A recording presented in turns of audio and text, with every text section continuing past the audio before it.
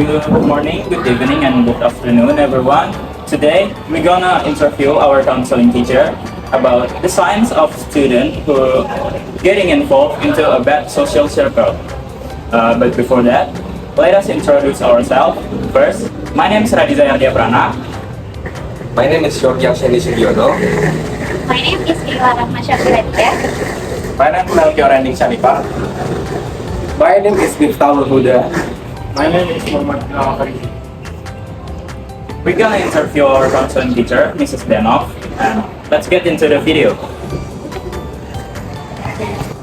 Nah, jadi di sini saya sudah bersama narasumber kita yaitu Bu Denov.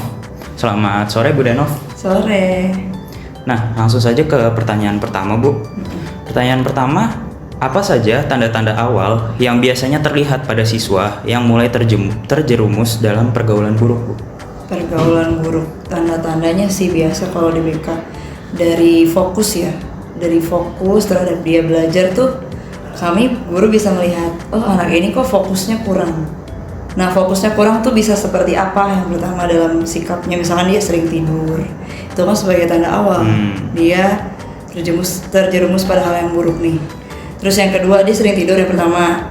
Yang kedua dari perilakunya menanggapi bapak ibu guru bisa juga terlihat dari apanya coba, dari bahasanya mungkin kan, dari sikapnya seperti apa ketika pembelajaran, mungkin dia nyeletuk ya kan, atau ketika menunjukkan ketidaksetujuannya dia emosinya kurang stabil, itu juga bisa sebagai tanda kalau dia sedang mengalami apa tadi? Terjerumus ke pergaulan yang kurang. Karena anak-anak yang terjerumus ini pasti memang menunjukkan tanda. Yang tadi yang terlihat kalau kami dari view dari bapak ibu guru terlihat dalam pembelajaran gitu, terutama yang tidur itu sih, tidur atau nggak fokus dalam artian ketika berbicara juga ngalur ngidul seperti itu, atau emosinya atau dia ketika pembelajaran datangnya sering terlambat, itu juga sering menjadi salah satu ciri bahwa dia sudah terjerumus dalam pergaulan. Misalkan nih pelajaran BK datangnya terlambat 5 menit, datangnya terlambat 10 menit seperti itu, atau dari kedatangan ke sekolah juga terlambat tuh, bisa jadi seperti itu. Intinya dia juga nggak bisa mengelola waktu dengan baik. Terus kalau udah nggak bisa mengelola waktu dengan baik tuh tugas-tugas juga pasti tuh terlihat. Nah bapak ibu guru biasa menganalisa juga dari nilai, kok anak ini jarang mengumpulkan tugas gitu, kok anak ini tugasnya kurang, nilainya kurang. Dalam artian kalau nilainya kurang dia terus mengumpulkan, berarti harusnya sih tidak ada masalah. Yang jadi masalah adalah dia telat mengumpulkan terus menerus, nilainya kosong. Itu juga sebagai ciri atau tanda. Bahkan ciri atau tanda juga kadang bisa dikenali dari bau. Sampai ke bau juga menurut ibu ya, ibu sebagai guru BK ketika mendekati anak yang terjerumus dalam pergaulan tuh dari bau aroma gitu ya, aroma tubuhnya itu udah kecium rokok misalkan gitu kan, atau dia tidak merawat dirinya gitu kan karena jarang pulang, itu sudah bisa tercium sebenarnya kalau kami guru BK. Jadi dari hal-hal yang kecil aja sudah terlihat, dari tatapan mata aja kelihatan, matanya merah mungkin atau berair, itu mungkin salah satu ciri-cirinya gitu sih. Jadi banyak ya Diza gitu ciri-ciri awalnya terlihat dari tampilan luarnya juga udah kelihatan. Baik Ibu, terima kasih atas pertanyaan yang pertama. Kita lanjut ke pertanyaan yang kedua Ibu. Baik Ibu, lanjut ke pertanyaan kedua.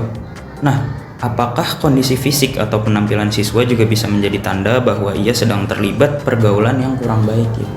Iya, sangat. Penampilan fisik dalam artian dari anggota tubuhnya, dari bajunya kan sudah bisa dibedakan.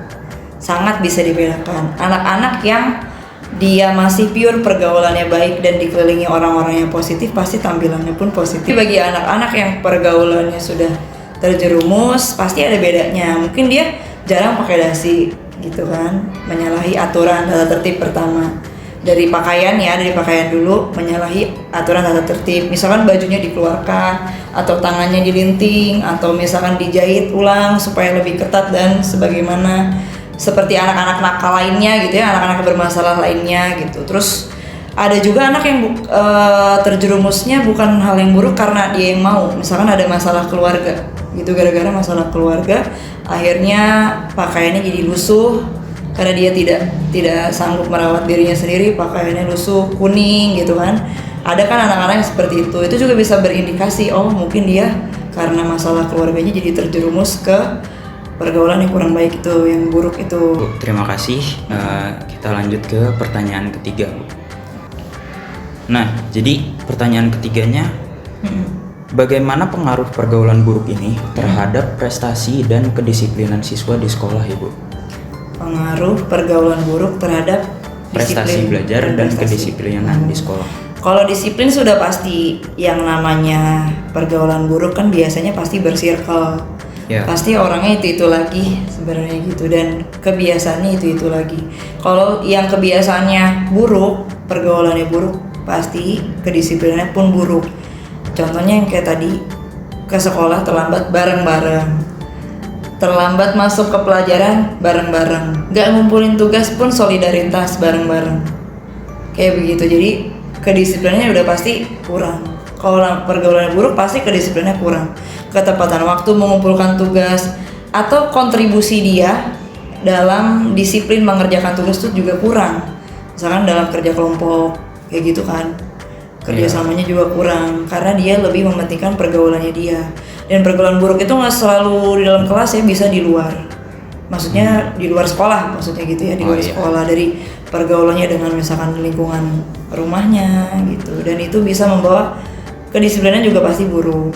Selanjutnya ke prestasi, kalau disiplinnya udah kurang, pasti dong prestasinya Benar juga kurang. Misalkan dia nggak disiplin mengumpulkan tugas, harusnya dikasih deadline-nya minggu depan ya, minggu depannya dia nggak bawa, otomatis dia akan ketinggalan di tugas yang selanjutnya, akan mengerjakannya dengan buru-buru, bahkan bisa dengan menyontek karena waktunya kan kurang, deadline-nya udah mepet, pasti dia juga mengerjakannya kurang, alhasil prestasinya pun pasti menurun gitu. Tapi tidak semua anak begitu ya, tapi yang udah anak yang pergaulannya buruk juga sebanding dengan prestasi dan disiplinnya yang buruk gitu. Walaupun tidak menutup kemungkinan ada anak yang sebenarnya dia pergaulannya kurang bagus tapi tetap berprestasi. Ada anak-anak yang memang berbakat seperti itu, ada. Ada juga yang Gitu. seperti itu. Iya. Baik, terima kasih Ibu. Kita lanjut ke pertanyaan keempat. Baik Ibu, lanjut ke pertanyaan keempat. Nah, menurut Ibu nih, faktor apa yang paling sering membuat siswa ini terjerumus ke dalam pergaulan buruk, Bu? Oke, dari selama Ibu mengajar di sini ya, menurut Ibu faktor yang paling utamanya adalah kekosongan hati. Biasanya dari keluarga. Dari keluarganya tidak terpenuhi. Kan kalau di psikologi itu kebutuhan paling dasar. Jadi manusia itu hidup atas kebutuhan seseorang. Dan kebutuhan itu harus dipenuhi. Kebutuhan paling bawah kan kayak makan, gitu sandang, kan, pangan, minum, papan. sandang, pangan, papan.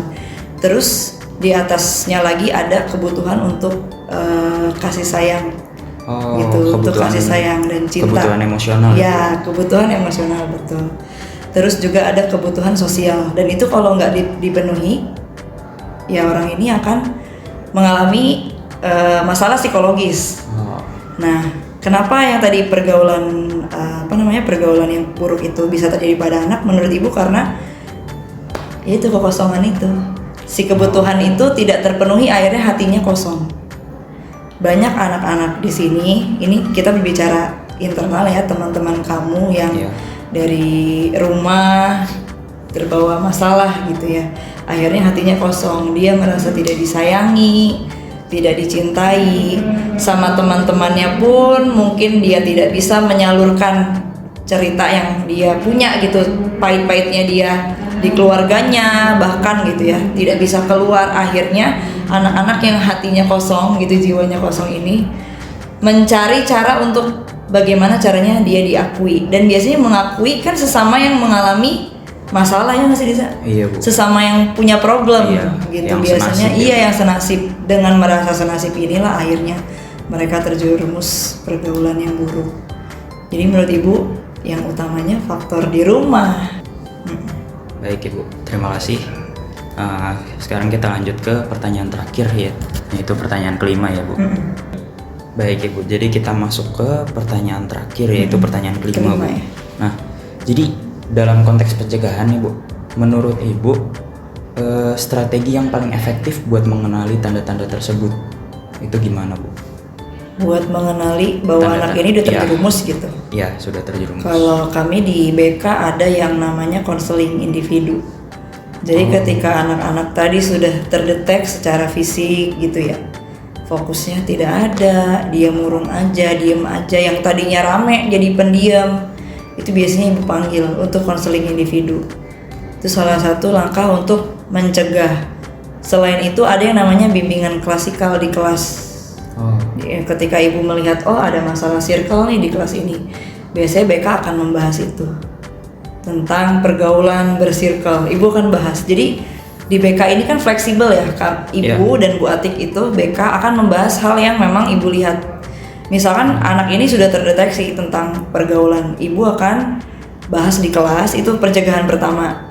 Pencegahan untuk semua anak. Nah, itu kan buat semua anak. Ibu akan memberikan penjelasan gimana sih kalau terjerumus tuh dampaknya apa. Itu secara klasikal. Klasikal tuh dalam artian di kelas. Nah, habis di kelas, pencegahan selanjutnya adalah ibu panggil anak tersebut. Ibu ajak ngobrol. Gitu. Cara mengenali tanda-tanda selanjutnya udah biasanya ibu mengenali tanda-tanda awal intinya dari pembelajaran aja, kayak tadi ibu bilang. Berarti, dari pembelajaran udah kelihatan. Habis itu baru ibu klasikal. Yang tadi di kelas, terus ibu panggil anaknya. Gitu. Pokoknya kalau dari guru BK sih intinya dari sikap anak udah kelihatan. Mengenali tanda-tandanya ya, tanda-tanda awalnya mendeteksinya paling efektif ya melihat kesehariannya dia di kelas seperti apa.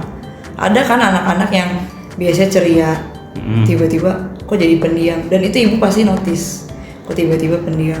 Biasanya ibu panggil dan ibu berikan motivasi gitu. Cara yang paling efektif ya konseling individu, karena untuk anak-anak tadi kan ibu bilang kenapa mereka jadi terjerumus pergaulan buruk itu salah satunya adalah hatinya kosong kan, nggak ada yang mengisi.